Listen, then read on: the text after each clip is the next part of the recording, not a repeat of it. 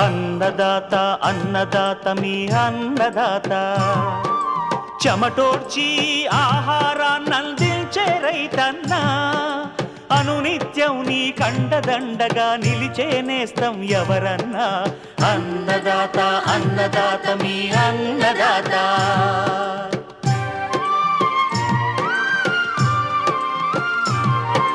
నూతన రీతుల సాగుబడికి, నూరింతలు పెరిగే దిగుబడికి సూచనలిచ్చే సస్య రక్షణకు, పశు పోషణకి శాస్త్ర విజ్ఞానం అందించి ముందుకు నడిపే తెలుగు రైతు భారతదేశానికి మకుటం అయ్యేలా తీర్చిదిద్దే ఆశయంతో మిమ్ము మేలు కొలిపేది అన్నదాత.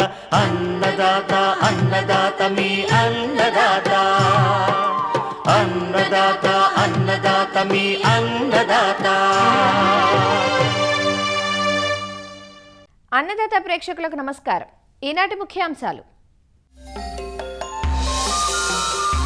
వెదురుతో 1000 లాభాలు, ఏటా స్థిరమైన ఆదాయాన్నిచ్చే పచ్చబంగారం సాగు.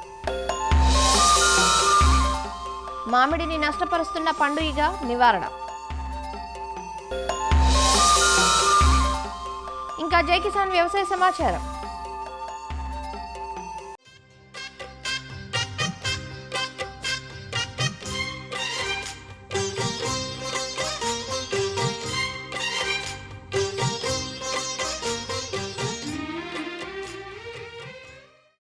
వేసవి వస్తోందంటే పసందైన మామిడి పండ్ల కోసం ఆశగా ఎదురుచూస్తాం.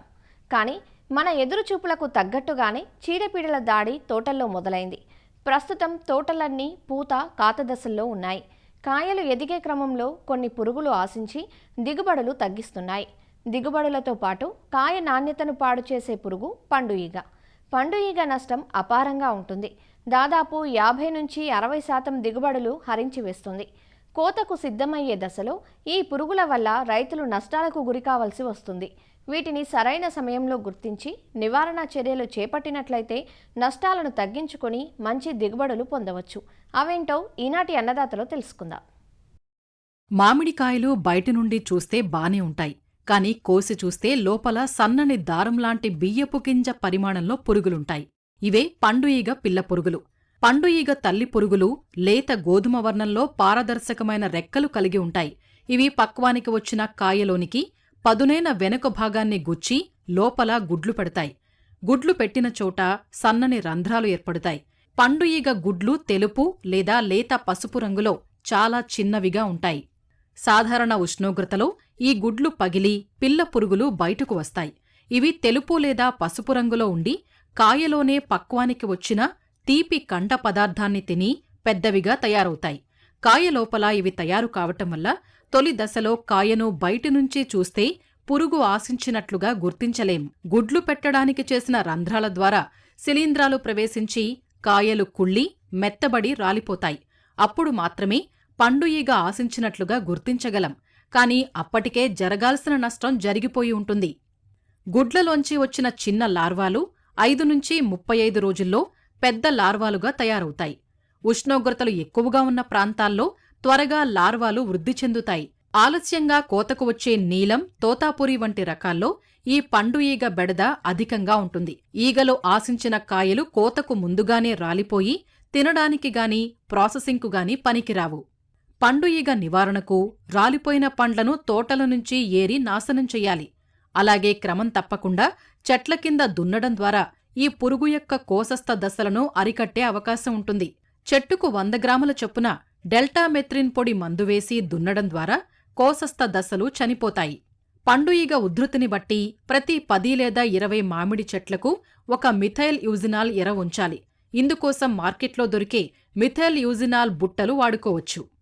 బుట్టలు లేకపోతే మిథైల్ యూజినాల్ 10 మిల్లీలీటర్ల చొప్పున 200 మిల్లీలీటర్ల నీటిలో కలిపిన ద్రావణాన్ని ప్లాస్టిక్ పళ్ళ్యాలు లేదా మట్టి పళ్ళ్యాల్లో పోసి ఉంచినట్లయితే ఈ ఎర ద్రావణానికి మగ ఈగలు ఆకర్షింపబడతాయి. ఎర్రమందు ద్రావణంలో 20 మిల్లీలీటర్లు మలాథియన్ లేదా 3 గ్రాముల కార్బోప్యూరాన్ 3G గుళికలు కలిపితే ఈగలు మందు ఎరను తాగి చనిపోతాయి. మామిడి పండ్లు ఎగుమతి చేసే రైతులు కాయ పక్వానికి రాక ముందుగానే కోతలు చేయటం వల్ల పండు ఈగ రాకుండా కాపాడుకోవచ్చు. మామిడికాయలు నిమ్మకాయంత దశలో ఉన్నప్పుడు గ్రో కవర్లు కట్టడం ద్వారా పండు ఈగను ముందుగానే నివారించుకోవచ్చు. ఎగుమతి చేసే ముందు వీటిలోని గుడ్లు, పిల్ల పురుగులను నాశనం చేయటానికి 48 డిగ్రీల సెంటీగ్రేడ్ ఉష్ణోగ్రత గల వేడి నీటిలో కాయలను 60 నుంచి 70 నిమిషాలు ఉంచాలి. ఇలా అన్ని సస్యరక్షణ చర్యలు చేపడితే మామిడిలో పండు ఈగ ఉధృతిని నివారించుకుని నాణ్యమైన దిగుబడులు రైతు సొంతమవుతాయి.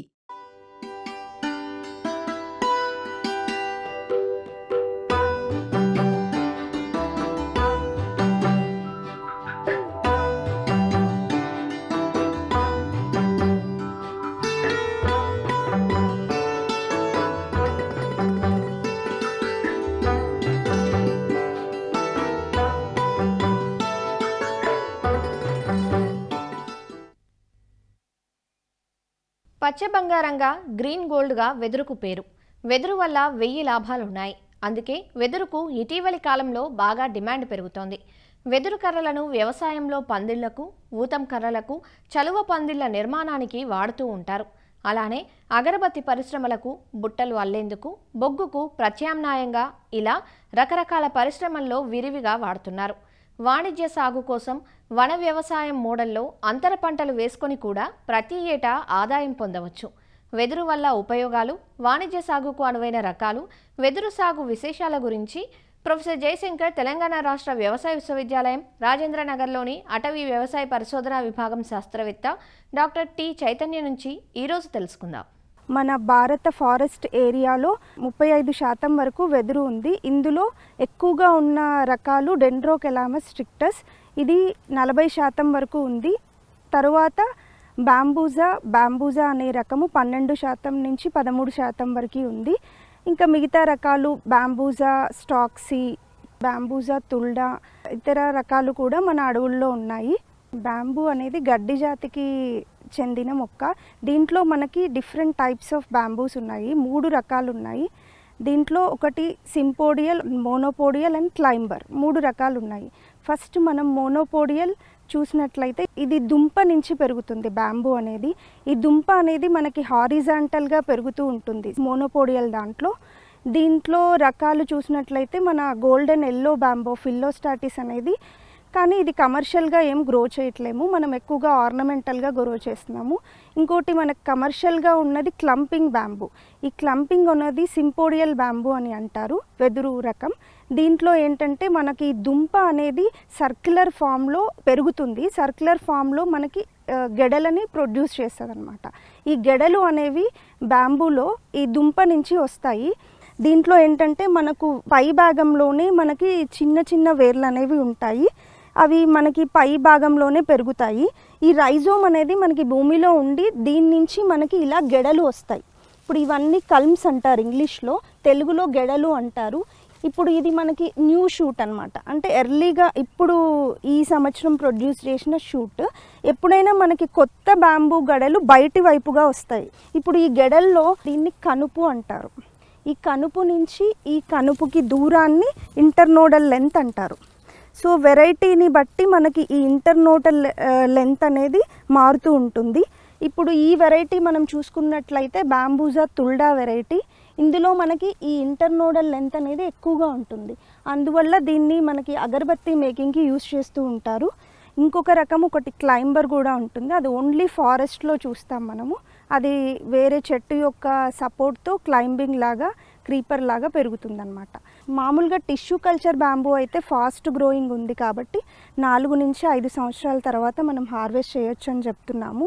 కానీ మనము విత్తనం నుంచి కానీ ఈ వెజిటేటివ్ ప్రాపగేషన్, ఈ కల్మ్ కట్టింగ్స్ కానీ వచ్చినాయి మాత్రం 6 నుంచి 7 సంవత్సరాల తర్వాత హార్వెస్టింగ్కి వస్తాయి. భారతదేశంలో 148 రకాలు ఉన్నాయి బ్యాంబూ వెరైటీస్. కానీ ఇందులో కమర్షియల్గా యూజ్ చేసేవి ఓన్లీ 10 రకాలు మాత్రమే. దాంట్లో ముఖ్యంగా మనము బాంబూజా బాల్కోవా వెరైటీ, దీన్ని బీమా బ్యాంబూ అని కూడా అంటారు. దీన్ని ఎక్కువగా టిష్యూ కల్చర్ ద్వారా ప్రొడ్యూస్ చేస్తున్నారు. చాలామంది రైతులు బీమా బ్యాంబూని గ్రో చేస్తున్నారు హొసూర్ నుంచి తెచ్చుకొని, కర్ణాటక నుంచి. తర్వాత ఇంపార్టెన్స్ ఉన్నది బాంబూజా తుల్డా. ఈ రకాన్ని అగరబత్తి మేకింగ్గా ముఖ్యంగా యూజ్ చేస్తారు. ముఖ్యంగా ఏంటంటే ఇంటర్నోడల్ లెంత్ ఎక్కువగా ఉండడం వల్ల. ఇంకా అదర్ కమర్షియల్ ఇంపార్టెన్స్ ఉన్న బ్యాంబూ ఏమో బ్యాంబూజా స్టాక్సీ, బ్యాంబూజా హెమిలిటోనీ, బ్యాంబూజా న్యూటన్స్ కూడా. ఈ రకాలు మనకి పోల్స్ మేకింగ్, కన్స్ట్రక్షన్, ఫర్నిచర్ వీటికి యూస్ చేస్తున్నారు. వెదురు ముఖ్యంగా మనం వాతావరణం చూసినట్లయితే ఉప ఉష్ణమండల ప్రాంతాల్లో గాలిలో ఎక్కువగా తేమ ఉన్న ప్రాంతాల్లో బాగా పెరుగుతుంది. ఎలాంటి నేలల్లో అయినా వెదురు వస్తుంది. కానీ నీరు ఇంకే స్వభావం ఉన్న నేలలు, నల్ల నేలల్లో కూడా నీరు ఇంకే స్వభావం ఉన్నట్లయితే వెదురు అనేది సాగు చేసుకోవచ్చు. బంజరు భూముల్లో అయినా సరే మనం వెదురుని సాగు చేసుకోవచ్చు. కానీ బాగా చౌడున్న నేలల్లో మాత్రం వెదురు రాదు. స్లోప్ ఎక్కువగా ఉండి నేల కోతకు గురయ్యే నేలల్లో కూడా వెదురుని అక్రాస్ ద స్లోప్ మనం వేసినట్లయితే మనం నేల కోతను కూడా అరికట్టవచ్చు. తర్వాత నేల తయారీలో చూసుకున్నట్లయితే మనం బాగా 2-3 సార్లు నేలని బాగా దున్నుకోవాలి. వెదురు సాగులో మనము ఎంత డిస్టెన్స్లో పెట్టుకోవాలి అనేది రకాన్ని బట్టి ఉంటుంది. ముఖ్యంగా మనము కన్స్ట్రక్షన్ ఫర్నిచర్కి యూజ్ చేసే రకాలైతే మాత్రం 5 మీటర్ల దూరంలో పెట్టుకోవాలి, రోకి మరియు మొక్కకి. అదే మనకి బయోమాస్ కొరకు మనము సాగు చేసినట్లయితే 3 మీటర్ల దూరంలో కూడా పెట్టుకోవచ్చు. 3x3 మీటర్ల దూరంలో మనం పెట్టుకోవచ్చు. ఫస్ట్ మనం గుంతలు తీసుకోవాలి. ఈ డిస్టెన్స్ని బట్టి గుంతలు మనం ఒక 45 సెంటీమీటర్లు వెడల్పు లోతు గుంతలు తీసినాక 2 కిలోల form yard manure, 1 kilo single super phosphate వేసుకోవాలి. అట్లాగే మనము చెదల ప్రాబ్లం అవి రాకుండా ఫాలిడాల్ డస్ట్ అనేది కూడా 10% చల్లుకోవాలి గుంతల్లో. మనం జూన్-జూలై మాసంలో మొక్కలు తెచ్చుకొని పెట్టుకోవాలి. 6 నుంచి 7 నెలలు ఉన్న మొక్కల్ని తీసుకొని వచ్చి మనం నాటుకోవచ్చు.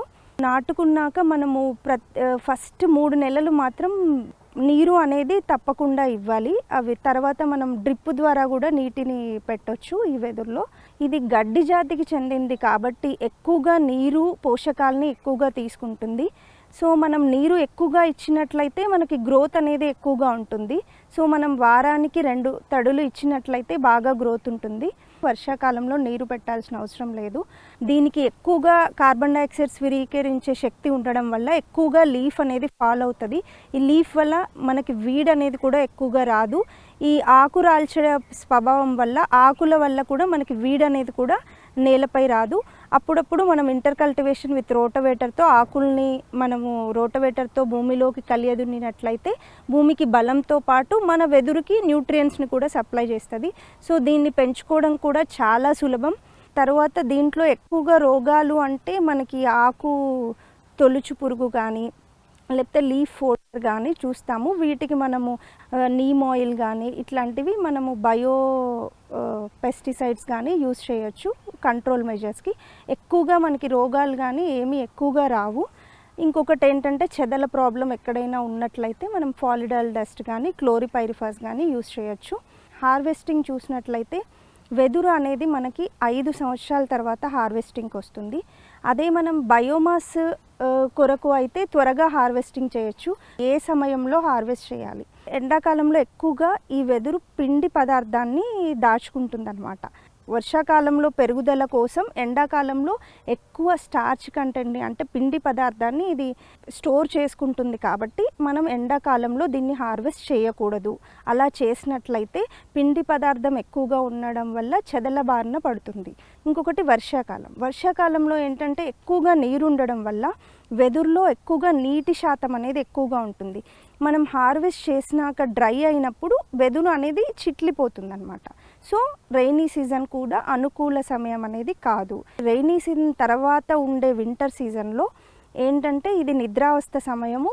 ఈ సమయంలో ఇది కరెక్ట్ టైము. స్టార్చ్ కంటెంట్ అనేది తక్కువగా ఉంటుంది. హార్వెస్టింగ్కి అనుకూల సమయం అనేది రైనీ సీజన్ అయిపోయాక వింటర్ సీజన్లో మనం హార్వెస్టింగ్ చేసుకోవచ్చు. వెదురులో మనము రకాన్ని బట్టి మనం డిస్టెన్స్ పెట్టుకోవాలనుకున్నాము. బయోమాస్కి అయితే మనం దగ్గరగా పెట్టుకోవచ్చు. అదే పోల్స్ కన్స్ట్రక్షన్ దానికోసం అయితే మనము 5 మీటర్ల బై 4 మీటర్లు 5x5 మీటర్లు 4 మీటర్ల బై 4 మీటర్లు పెట్టుకున్నట్లయితే ఎకరానికి 160 నుంచి 250 దుంపలు ఉంటాయి. ఈ దుంపల్లోంచి మనం ప్రతి సంవత్సరము 10 గడల చొప్పున హార్వెస్టింగ్ చేయొచ్చు. ఎకరానికి మనకి 1600 నుంచి 1920 గెడలు మనం హార్వెస్టింగ్ చేసుకున్నట్లయితే మనకి 16 నుంచి 19 టన్నుల ఈల్డ్ వస్తుంది.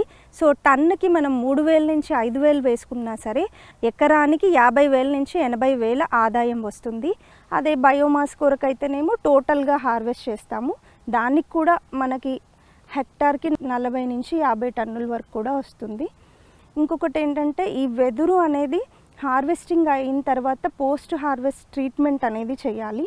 సో ఈ పోస్ట్ హార్వెస్ట్ ట్రీట్మెంట్ చేసినట్లయితే దాంట్లో ఉన్న స్ట్రెంగ్త్ అనేది పెరుగుతుంది. వెదురుకి బయోమాస్ కోసం ఎక్కువగా డిమాండ్ ఉంది. మన భారతదేశంలో ఎన్టీపీసీ వాళ్ళు ఒక 10% కోల్కి బదులుగా ఈ బయోమాస్ పెల్లెట్స్ని యూజ్ చేయాలనుకుంటున్నారు. సో వాళ్ళ డిమాండ్ ప్రకారం 6 మిలియన్ టన్నులు ఒక సంవత్సరానికి వాళ్ళకి అవసరం ఉంది. సో మనం ఈ వెదురు ఫాస్ట్ గ్రోయింగ్ అన్నందువలన మనం పెంచుకున్నట్లయితే ఫ్యూచర్లో మనకి ఇది బయోమాస్ కోసం యూజ్ అవుతుంది. ఈ బయోమాస్ కొరకు మనము గ్రో చేసినట్లయితే ప్రతి సంవత్సరము మనము దీన్ని హార్వెస్టింగ్ చేసుకోవచ్చు 4 నుంచి 5 సంవత్సరాల తర్వాత. ఈ బయోమాస్లో మనకి హార్వెస్టింగ్ అయిపోయాక ఆకుల దగ్గర నుంచి అన్నిటినీ మనము పౌడర్గా చేసి పెల్లెట్స్గా తయారు చేస్తారు. ఆ పెల్లెట్స్ని మనము ఈ కోల్ ఇండస్ట్రీస్ కానీ కుకింగ్కి కానీ అంటే మనకి హోటల్స్కి కానీ వాటికి సప్లై చేయొచ్చు.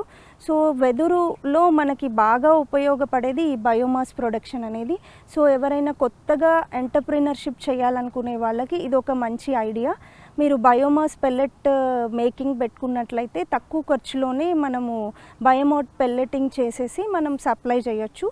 2007 నుంచి మన తెలంగాణ ప్రభుత్వం కూడా నేషనల్ బ్యాంబూ మిషన్ ద్వారా వెదురుని ప్రోత్సహిస్తోంది. సబ్సిడీలు కూడా ఇచ్చింది వెదురు పెంచుకోవడానికి.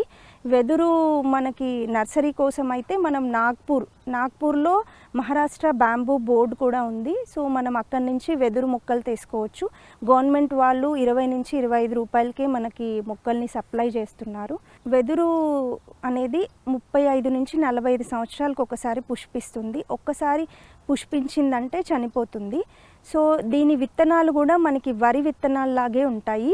ఈ విత్తనాలు వెరైటీని బట్టి చిన్నవి పెద్దవిగా ఉంటాయి. 32,000 విత్తనాలు ఉంటాయి 1 కేజీలో. ఈ విత్తనాలు మనకి కూడా మనం ప్రాపగేషన్లో యూజ్ చేయొచ్చు. విత్తనాలు ప్రాపగేషన్కి యూజ్ చేసినట్లయితే మనము ఫస్ట్ విత్తనాల్ని నర్సరీలో పోసుకోవాలి. ఎలాగైతే మనం వరిని పోసుకుంటామో అట్లానే డిసెంబర్ మాసంలో మనము బెడ్లలో పోసేసుకొని ఆ తర్వాత 1.5 నెల తర్వాత ఫిబ్రవరిలో ఈ మొక్కలని పాలిథిన్ బ్యాగ్స్లోకి ట్రాన్స్ప్లాంట్ చేసుకోవచ్చు. ఆ తర్వాత 5-6 నెలలు పెంచిన తర్వాత ఆ నర్సరీని మనం రైతులకు అందజేయచ్చు. ఇది ఒక పద్ధతి. ఇంకొకటి టిష్యూ కల్చరు. ఇంకొకటి ఏంటంటే మనము ఈ కనుపులు ఉంటాయి కదా, ఈ గడల కనుపులు 2 కనుపులు 1 కనుపుతో కూడా దీన్ని ప్రాపగేట్ చేయొచ్చు. సో ఈ 3 నుంచి 4 సంవత్సరాలు ఉన్న ఈ గెడల నుంచి 2 కనుపులు ఉన్న గెడని మనం కత్తిరించుకొని ఈ 2 కనుపుల్ని ఈ బ్రాంచెస్ని కట్ చేసేసి ఈ 2 కనుపుల్ని మనము పాలీ బ్యాగ్లో 1 కనుపు పైకి 1 కనుపు కిందకి పెట్టినట్లయితే ఈ కనుపు నుంచి మనకి 1 కలుపు నుంచి వేర్లు, ఇంకో కనుపు నుంచి ఆకులు వచ్చేస్తాయి. సో ఈ విధంగా కూడా మనం ప్రాపగేట్ చేసేసుకోవచ్చు. Vegetative propagation. వెదురుని మనం అగ్రోఫారెస్ట్రీ మోడల్లో పెట్టుకున్నట్లయితే వరుసకి 7 నుంచి 8 మీటర్లు, మొక్కకి 2 నుంచి 3 మీటర్లు పెట్టుకున్నట్లయితే ఈ వరుసల మధ్యలో మనం ఇంటర్ క్రాపింగ్ చేసుకోవచ్చు. ఇంటర్ క్రాప్స్గా మనము పప్పు దినుసులు, మిల్లెట్స్ ఇట్లాంటివన్నీ కూడా గ్రో చేసుకోవచ్చు. అదే పాడి పశువులు ఉన్న రైతులైతే మనం గడ్డి కూడా పెంచుకోవచ్చు. ఇలా దూరంగా వెదురు పెట్టుకున్నట్లయితే మనం ప్రతి సంవత్సరము ఇంటర్ క్రాపింగ్ చేసుకోవచ్చు. లేదన్నట్లయితే దగ్గరగా పెట్టుకున్నప్పుడు ఫస్ట్ 3 సంవత్సరాలు మనము ఇంటర్ క్రాపింగ్ అనేది వేసుకోవచ్చు. వెదురు అనేది అన్ని మొక్కల్లోకి ఫాస్ట్ గ్రోయింగ్ అనమాట. అంటే మనకి 40 నిమిషాలకి 1 ఇంచు పెరుగుతుంది మొక్క. ఒక 24 గంటల్లో 47 ఇంచులు కూడా వెదురు మొక్క పెరుగుతుంది. ఇది గిన్నీస్ రికార్డు కూడా ఎక్కింది. ఫాస్ట్ గ్రోయింగ్ అనే నేచర్ వల్ల గాలిలోని కార్బన్ డైఆక్సైడ్ని ఎక్కువగా స్థిరీకరిస్తుంది. సో ఒక వెదురు మొక్క 400 కిలోల కార్బన్ డైఆక్సైడ్ని స్థిరీకరిస్తుంది 1 సంవత్సరంలో. 300 కిలోల ఆక్సిజన్ని 1 సంవత్సరానికి ఇస్తుంది. ఈ 300 కిలోల ఆక్సిజన్ అనేది ఒక మనిషికి సరిపోతుంది. సో మనం ఆక్సిజన్ పార్క్స్లో కూడా ఈ వెదురుని పెంచుకోవచ్చు. ఈ వాతావరణ మార్పులు అనేవి మనకి సంవత్సరం బాగా పెరుగుతున్నాయి. ఇంతకుముందు మనకి కార్బన్ డైఆక్సైడ్ శాతం మన వాతావరణంలో 2 ppm పెరిగేది, కానీ 2022 నుంచి 2023లో మోర్ దాన్ 2 ppm అంటే 3 to 4 ppm పెరిగింది. సో ఇలానే మన కార్బన్ డైఆక్సైడ్ పెరుగుతూ పోయిందంటే మన టెంపరేచర్స్ ఇంక్రీజ్ అయిపోయి వాతావరణ మార్పులు అనేది ఎక్కువగా జరుగుతాయి.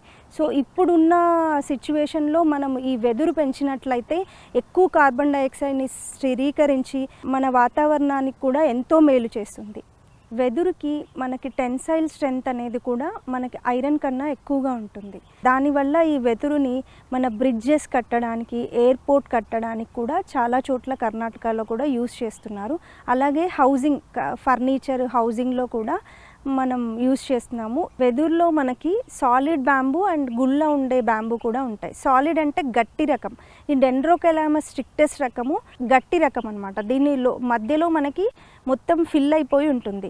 ఈ రకాన్ని ఎక్కువగా మనకి మేదర్ వాళ్ళు ఈ బుట్టలు అల్లడానికి వాటికి ఎక్కువగా యూజ్ చేస్తారు. ఇంకో రకం ఏంటంటే గుళ్ళ ఉండే రకం, అంటే వెదురులో మనకి హోల్ అనేది ఉంటుంది.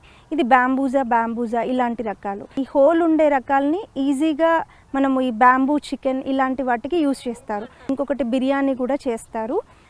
ఈ గుళ్ళ ఉండేవి కప్స్ మేకింగ్ ఇలాంటి వాటికి కూడా యూజ్ చేస్తారు. ఇప్పుడు మనకి బ్యాంబూ సైకిల్స్, ఈ హెడ్సెట్స్, కంప్యూటర్ స్టాండ్స్ ఇట్లా ఎన్నో రకాలుగా బ్యాంబూని మనం ఉపయోగిస్తున్నాము. అలాగే మన ఫ్లవర్ వాజెస్, ఇట్లా టేబుల్స్, ఫర్నిచర్, ఇట్లా మన నాగ్పూర్ సెంటర్, ఎక్రిప్ సెంటర్ వాళ్ళు కూడా ఈ బ్యాంబూని ఎన్నో మోడల్స్గా చేసి కూడా చూపించారు. హెల్త్ ఇంపార్టెన్స్ పెరగడం వల్ల ఈ వెదురు బియ్యాన్ని కూడా తింటున్నారు.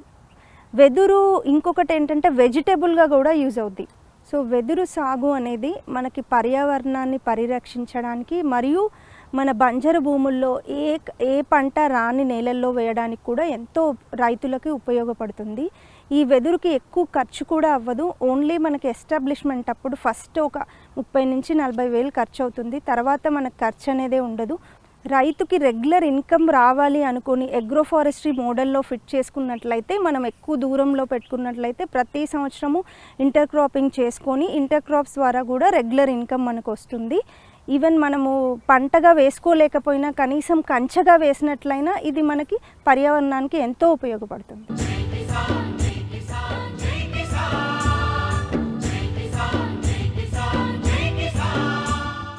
వ్యవసాయ సమాచారం ఇప్పుడు జై కిసాన్లో చూద్దాం. నిధుల లేమి, అధికారుల అలసత్వం వెరసి చివరి ఆయకట్టు వరకు నీరుపారని పరిస్థితి నిజామాబాద్ జిల్లా రైతులను ఆందోళనకు గురిచేస్తోంది. దాదాపు 15 ఏళ్లుగా ప్రాజెక్టు అభివృద్ధి పనులు చేపట్టకపోవడంతో కాల్వకు పూర్తి స్థాయిలో సీసీ లైనింగ్ పోయి నీరంతా వృధాగా పోతోందని రామడుగు ప్రాజెక్టు పరిధిలోని రైతులు ఆందోళన చెందుతున్నారు. రామడుగు ప్రాజెక్టు కుడి కాల్వ కింద సుమారు 4300 ఎకరాలు సాగుభూమి ఉంది. కాల్వ పొడవు 25 కిలోమీటర్లు ఉండగా దశాబ్దాల కిందట 15 కిలోమీటర్ల పొడవున సీసీ లైనింగ్ వేశారు. కానీ ప్రస్తుతం సీసీ లైనింగ్ పోయి కాల్వల నుంచి నీరు వృధాగా పోతోంది. ఎడమ కాల్వ కింద సుమారు 1800 ఎకరాల భూమి సాగవుతోంది. ఈ కాల్వ, పిల్ల కాల్వలకు సీసీ లైనింగ్ వేయలేదు. దీంతో కాల్వలకు పగుళ్లు ఏర్పడి కాల్వల్లో పిచ్చి మొక్కలు పెరగడంతో చివరి ఆయకట్టుకు నీరు చేరక పంటలు ఎండిపోతున్నాయంటూ రైతులు చెబుతున్నారు. ఈ రామడుగు ప్రాజెక్టు మాకు లెఫ్ట్ కెనాల్ నీళ్లు వాటర్ వస్తాయి. గత 10 సంవత్సరాల నుంచి సార్ మాకు లెఫ్ట్ కెనాల్ ప్రాబ్లం ఉంది, మరమ్మతులు చేపట్టండి అని చెప్పేసి ఎన్నోసార్లు స్థానిక ఎమ్మెల్యేకు మేము వివరించడం జరిగింది. మధ్యలోనే వాటర్ వృధా వెళ్ళి చెక్ డ్యామ్లు, వాగులు నిండే పరిస్థితి వస్తుంది తప్ప నిజంగా ఈ వాటర్ అనేది సద్వినియోగం చేసుకోవడం లేదు. మాకు లెఫ్ట్ కెనాల్ అనేది వాటరు ఫుల్ విడిసపెడుతురండి. ఈ వాటర్ అనేది 3-4 ఊళ్ళకి విలేజ్లోకి వెళ్ళిపోతాయి. ఇవి ఆ వాటర్ అనేది మా సుద్లం విలేజ్కే బాగా వెళ్ళిపోతున్నాయి, వాగులకు వెళ్ళిపోతున్నాయి. ఆ వాగులకు వెళ్ళిపోవడం వల్ల మాకు ఈ కొట్టిపల్లికి, కలుగొట్టుకు వెళ్ళిపోవడం లేదు. లీకేజ్ వల్ల మంచిగా మాకు సీసీ కాలాలు కానీ ఇవన్నీ సక్రమంగా చేస్తే మాకు చాలా బాగుంటుందని ఉద్దేశం. అది మా గ్రామం పక్కకు ఒక 2 కిలోమీటర్ల దూరంలో రామడుగు ప్రాజెక్ట్ ఉందండి. మాకు ఈ రామడుగు ప్రాజెక్ట్ లెఫ్ట్ కెనాల్ నుంచి మాకు వాటర్ వస్తాయి సుద్లం గ్రామానికి. మా గ్రామం మీదుగా కురటిపల్లి, కలిగొట్టు ఇవన్నీ చివరి వరకు వెళ్తూ ఉంటాయి. కానీ ఈ వాటర్ అనేది ఏమవుతుందంటే ఈ లీకేజ్ వల్ల చివరి వరకు వెళ్లకుండా మధ్యలోనే ఈ పిల్ల కాలువల ద్వారా మాకు మా పంట పొలాల దగ్గర ఇటు చింతలకుంట అని చెప్పేసి ఒక చిన్న చెరువు ఉంటుందండి. దాదాపు అంటే ఒక 60-70 ఎకరాలు ఈ లీకేజ్ వల్ల మొత్తం అది నిండిపోయి ఆ పంట మొత్తం నష్టపోతుంది. రామడుగు ప్రాజెక్టు కింద ఉన్న కాలువలకు మరమ్మతు పనులు సత్వరం చేపట్టి చివరి ఆయకట్టు వరకు సాగునీరందేలా చూడాలంటూ రైతులు కోరుతున్నారు. మరిన్ని విభిన్న అంశాలతో రేపటి అన్నదాతలో మళ్ళీ కలుసుకుందాం. అంతవరకు సెలవు. నమస్కారం.